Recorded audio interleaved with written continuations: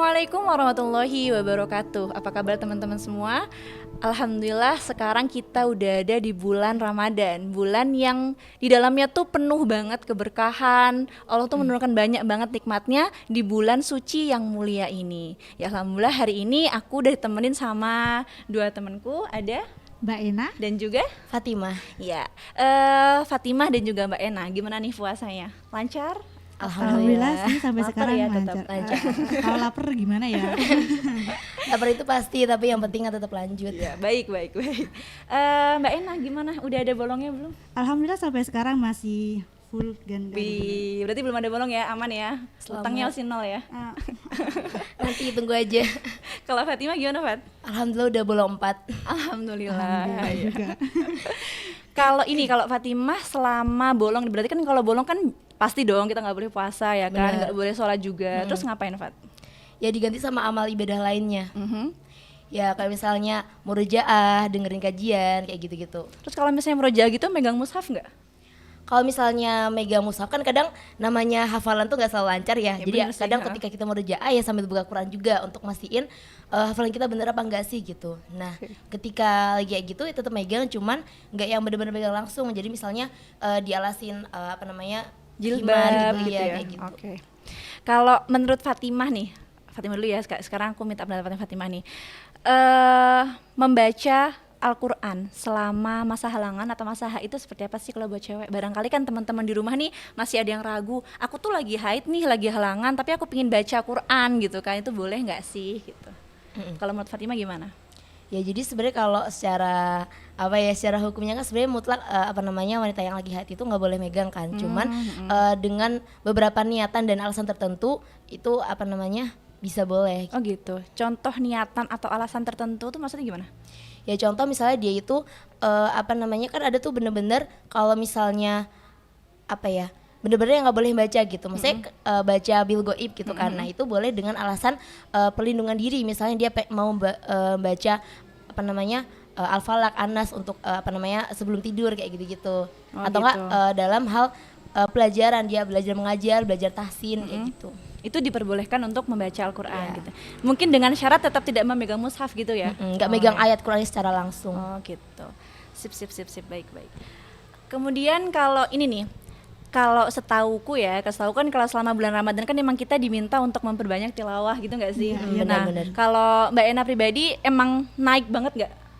Kayak kuantitasnya dari sebelum Ramadan, habis itu masuk ke bulan Ramadan, kayak misalnya sebelumnya 1 jadi 3 atau enggak biasa aja sih? Jauh gitu? sih, jauh banget. Jauh Iya. banget ya, Masya Allah, keren Masya dong. Allah. Kayak tadinya berapa jadi berapa nih Mbak kalau boleh tahu? Misalnya kalau Mbak Ena nih misalnya kalau hari biasa misalnya bisanya 5 jus doang nih misalnya. Insya Allah 5 juz. Misalnya ini kan.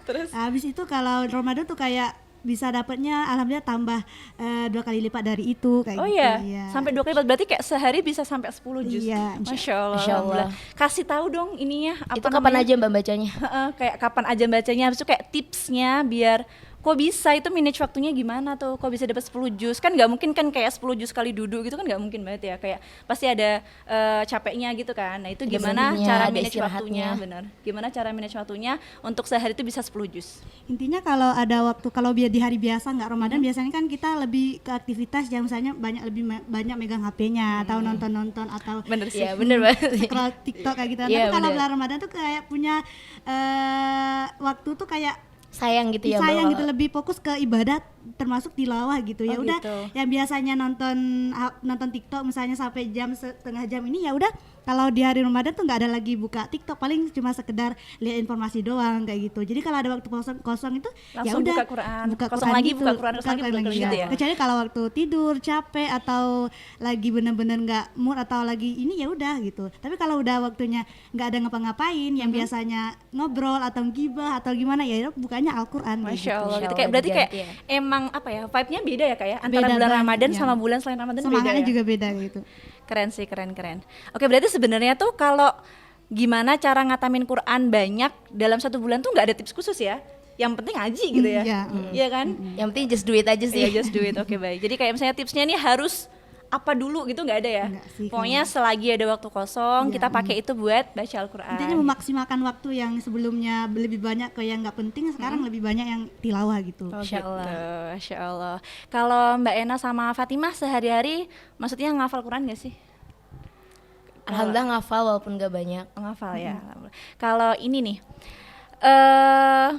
ngafal Quran tuh kan banyak orang masih menganggap ngafal Quran tuh sulit gitu ya, susah gitu kan. Nah kalau berarti kan Mbak Ena sama Fatimah ini penghafal Quran ya, Masya Allah ya. Iya.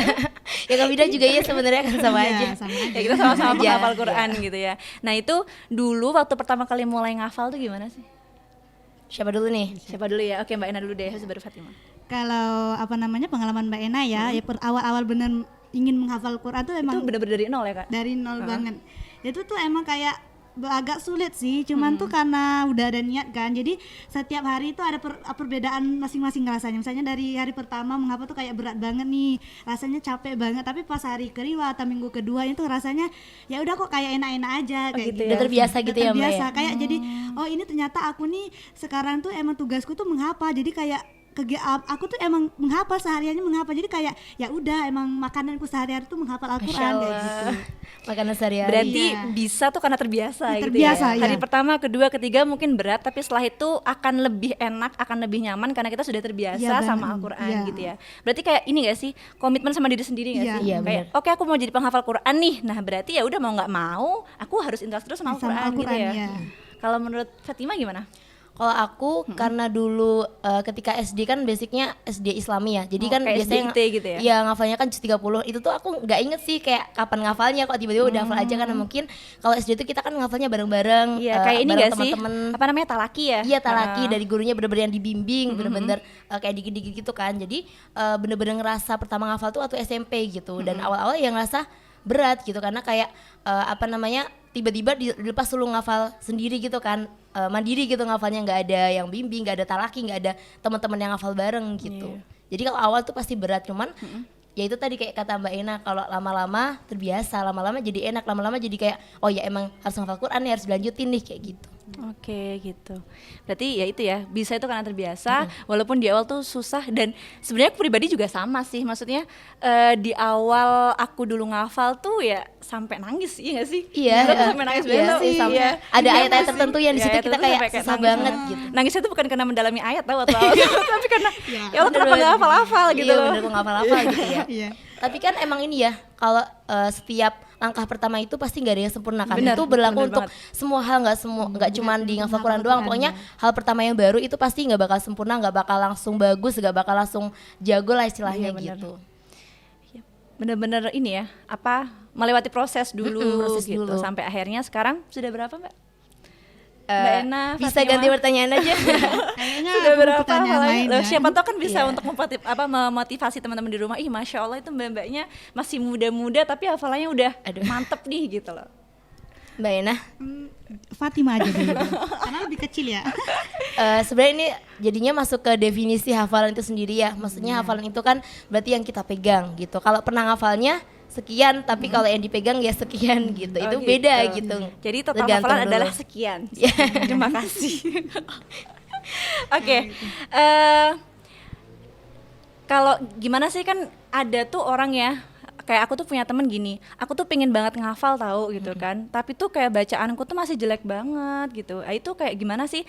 Apa nggak apa-apa kita tuh ngafal tapi bacanya kita masih jelek, kayak ya udah nggak apa, ngafal aja nanti juga bagus sendiri kok bacaannya. Atau perbaiki dulu bacaannya, cari guru dulu buat benerin bacaan, habis nanti kalau misalnya bacanya udah bagus nih baru kita ngafal Quran gitu. Kalau menurut Mbak Ena sama Fatimah gimana? Siapa dulu yang mau jawab nih? Mbak Ena deh. Kalau menurut Mbak Ena gimana? Kalau menurut Mbak Ena sih tergantung dengan apa namanya definisi yang gimana, bentuk yang apa namanya Bentuk gak bagusnya. nggak bagusnya. Oh, Misalnya kalau gitu. sekedar untuk bisa menghafal Al-Quran nggak bagusnya, nanti mungkin makronya kurang bagus. Tapi kalau udah Tajwidnya lumayan udah udah oke. bagus, mungkin bisa dilanjutkan dengan menghafal. Cuman nanti kalau udah menghafal kan insya Allah nanti kan lama kelamaan kan bisa bagus sendiri kan. Tapi Iya, kalau karena emang dengan ini ya, mungkin karena dengan disimak oleh Iya, musyrifahnya atau muhafidnya kayak gitu kan. Jadi kita menyetorkan, oh ini salah nih, perbaiki ini ya, perbaiki Iya. itu ya. Jadi kayak mungkin kita bisa membaik dengan sendirinya kalau kita udah punya pegangan gitu. Pegangan, iya.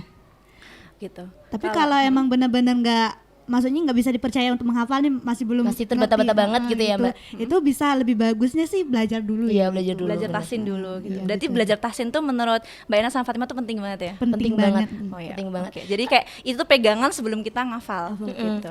Oke. Kalau dulu Mbak Ena sama Fatimah belajar tahsinnya gimana? Kayak bareng-bareng sama teman-teman, habis itu ditalaki sama seorang guru atau kayak private kayak one by one gitu sama guru atau seperti apa?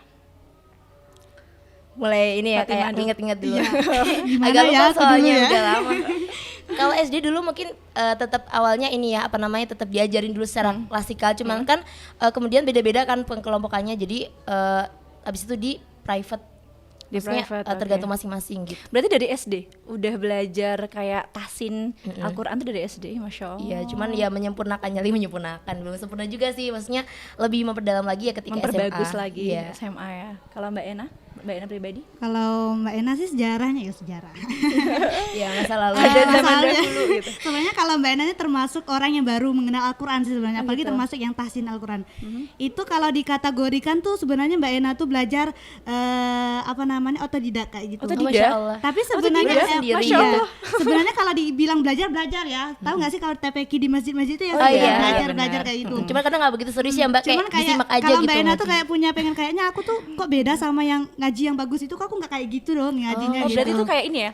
Apa dari dalam diri sendiri ya, Mbak? Iya, Iya, ada timbul kesadaran gitu ya Mbak, kok Ya, beda di gitu. SMP juga misalkan dulu alhamdulillah Mbak Ena tuh belajarnya di madrasah ya, jadi walaupun belajar tajwid cuman kalau untuk prakteknya kan nggak yang begitu ini kan cuma belajar Bener. materi. Oh ternyata Iya. di dalam Al-Qur'an penting tuh kebaca gitu ya. pas diajarin kayak tajwid Al-Qur'an, kayak Al-Qur'an hadis itu misalnya kan banyak tuh materi-materi kayak tahsin. Jadi Mbak tuh kayak mikir, oh ternyata banyak banget ya ilmunya itu. Jadi tuh sendiri-sendiri belajar, maksudnya tuh belajar sendiri, buka buku kayak dari sekolah tuh buka, oh cara baca ini, kalau emang nggak bisa nanti datang sama gurunya. Ini kok bacanya kayak gini Bu, gimana sih kayak gitu. Berarti tetap adanya guru tuh penting ya?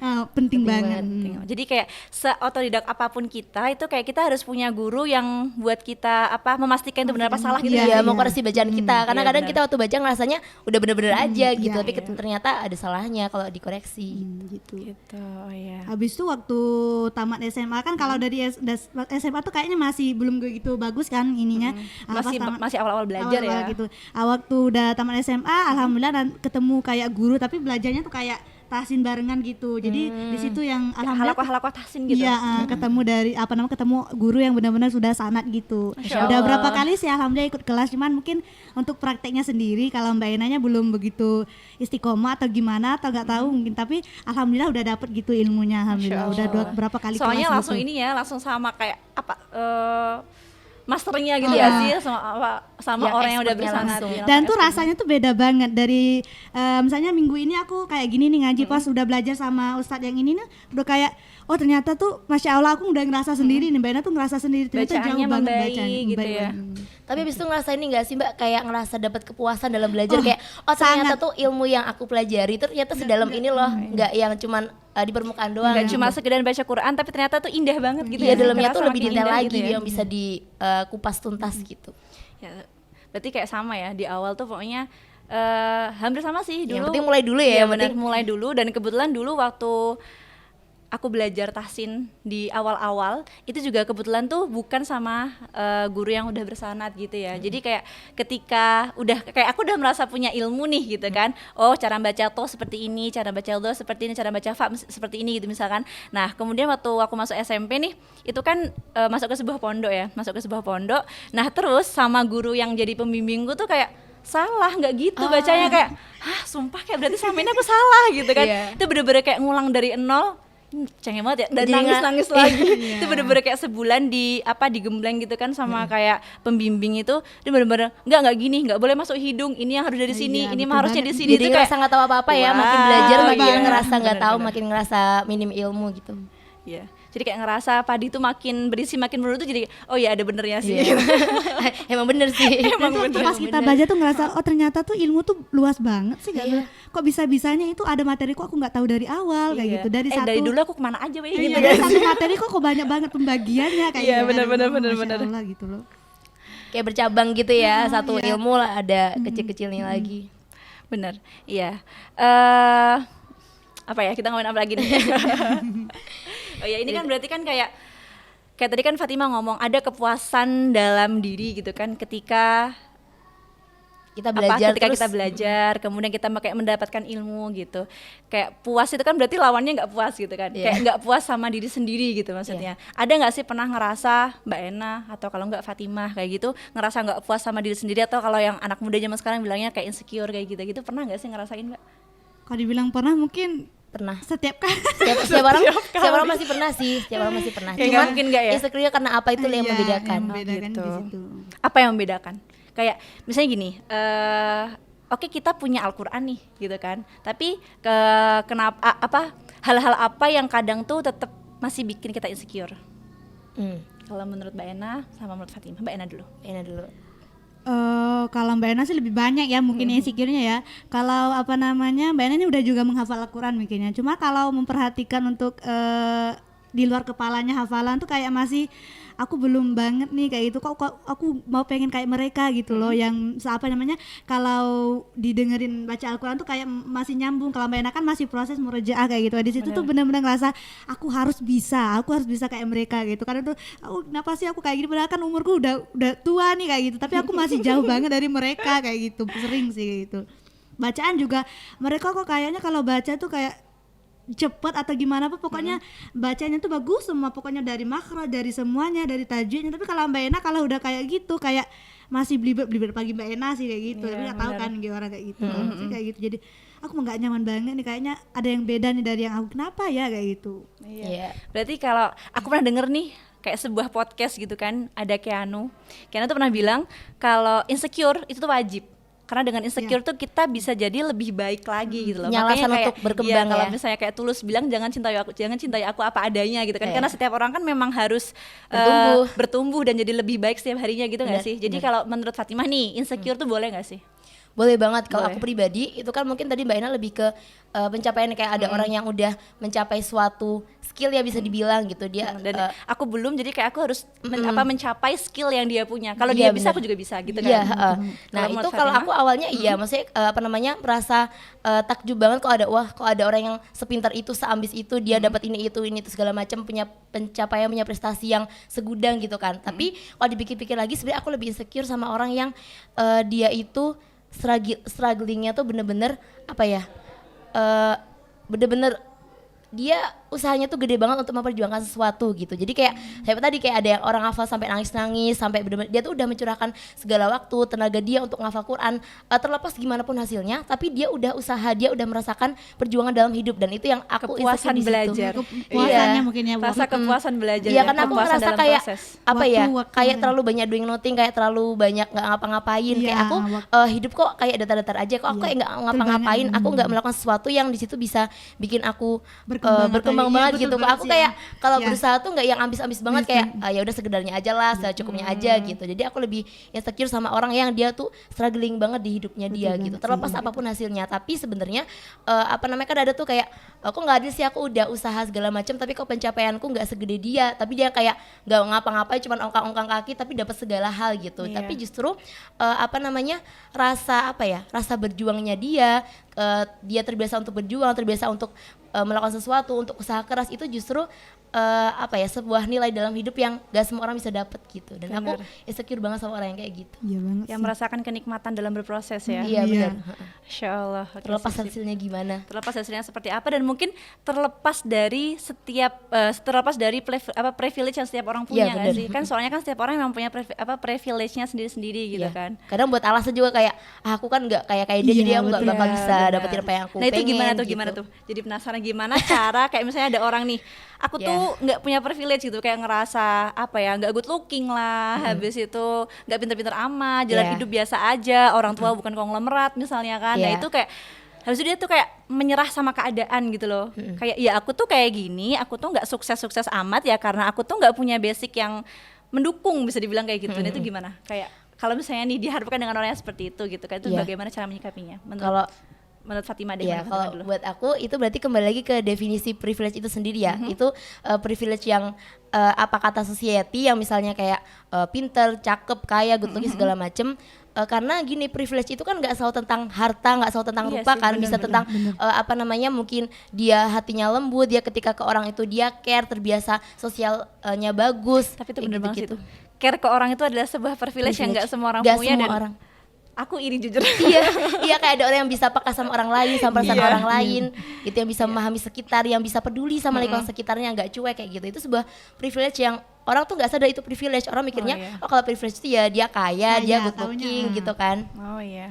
Gitu. Jadi balik lagi ke definisi privilege. Jadi sebenarnya semua orang tuh punya, cuman dia kadang nggak bisa nemuin aja apa sih privilege-nya dia gitu. Karena Kayak, mungkin sudah ini loh, sudah terpatok sama standar masyarakat kali ya. bener. Oh, namanya privilege itu berarti kaya, Kaya. kalau cowok ganteng, habis itu cantik, good looking, apalagi tuh body pinter, goals gitu. body goals ya misalnya kayak gitu. Itu aja gitu kan, kayak standar privilege itu aja, kayak bukan hati yang lembut, yang peka sama lingkungan. Tahu nggak sih, kayak kalau aku pribadi kan jujur tuh takjub banget sama orang yang kayak dengan sukarela jadi volunteer, tau nggak? ah iya bener, bener. Soalnya tuh jiwa relawan tuh nggak ada di aku tuh. Ada sebenarnya, cuma belum digali aja sebenarnya ada. Aku tuh mau belajar tuh kayak, juga. misalnya aku punya beberapa temen gitu kan, misalnya aku tanya kegiatannya apa sekarang gitu kan, harusnya kayak, oh ini ikut relawan ini, ikut relawan itu, kayak Keren banget ya. wow gitu, Wow. kok bisa.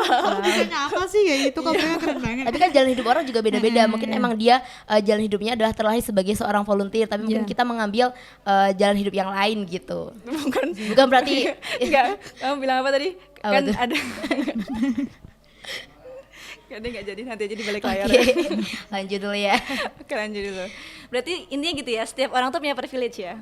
Setiap orang tuh punya privilege, terlepas dari privilege yang udah distandarkan sama masyarakat gitu ya. Oke, keren banget sih pembahasan sore ini sama kalian berdua, Masya Allah. Udah banyak banget, aku belajar banyak banget sore ini dari Mbak Ena, dari Fatimah. Kebalik dong. Kebalik. Kita yang baru belajar. Iya. Semoga kita sampai di akhir Ramadan tuh Allah apa ya?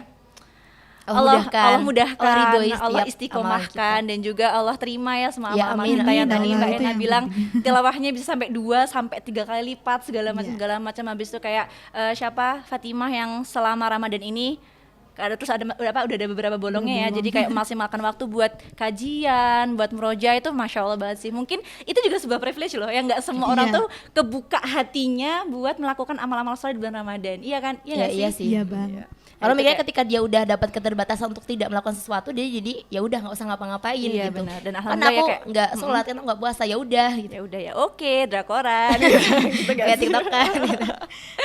Iya, alhamdulillah, kayak semoga apa ya, Allah istiqomahkan sampai akhir Amin, Ramadan. amin. Jadi kayak kita tuh keluar dari bulan Ramadan tuh kayak benar-benar husnul khotimah gitu loh. Amin, ya Allah. Dan gini gak sih, Ramadan tuh semoga bisa menjadi awal untuk bulan-bulan berikutnya. Bener Jadi Ramadan tuh bukan akhir, tapi Ramadan adalah awal. Kalau misalnya Ramadan ini bagus, ya semoga Setelahnya dengan tetap ya bagus, dengan ya. apa namanya, dengan izin Allah tuh setelah bulan Ramadan kayak Syawal, Dzulqa'dah, Dzulhijjah segala macam itu kita bisa menjadi pribadi yang jauh lebih baik lagi. Sampai balik ke Ramadan lagi ya. Amin. Iya, itu tambah meningkat lagi. Itu tambah doa lagi juga. Iya, betul.